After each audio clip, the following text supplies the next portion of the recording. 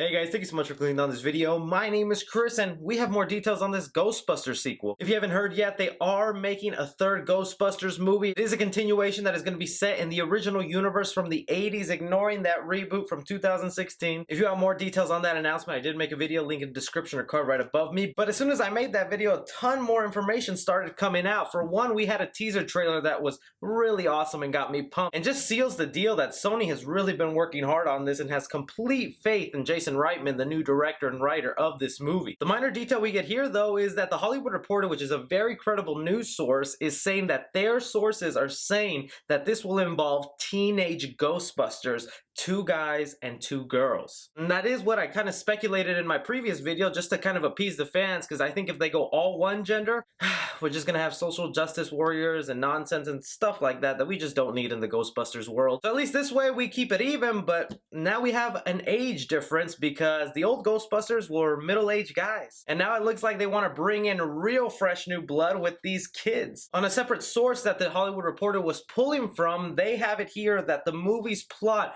will be something on the lines of a family moves back home to a small town where they learn about who they are. Pair that up with the announcement that we got that the Ghostbusters movie was coming, that this will be a passing of the torch. You have to believe that these kids, these teenagers, are somehow related to the original Ghostbusters. Now that's just my speculation, but if they're moving back to their hometown, and I'm assuming that's where that barn is located from the teaser trailer, and they find the Ecto car, you have to think one of their grandparents, one of their fathers, something of that nature was a Ghostbuster, and for some reason now, they're just not around anymore. Now look, I love middle-aged men as much as a broke college girl trying to pay her tuition, but we have to remember these Ghostbusters are supposed to be fighting ghosts, supposed to be catching up with them, supposed to be battling them, saving entire cities, so maybe in this modern time, it is smart to go with young people. My only question is how young and what are they gonna look like? Because Hollywood teenagers, they range from looking like itty-bitty children to grown-ups in their 30s. Some names that just come to mind of what they could go with, I mean, they have Ansel Elgort, Haley Steinfeld. These are people that I think would be an appropriate age to play teenage Ghostbusters. And also some are assuming that these 4 teenagers will all be related, that they're all part of the family moving in, which I only think only half of them are gonna be related, sort of like a brother and sister thing. The other 2 will probably come from kids already in the town that they're moving into, that they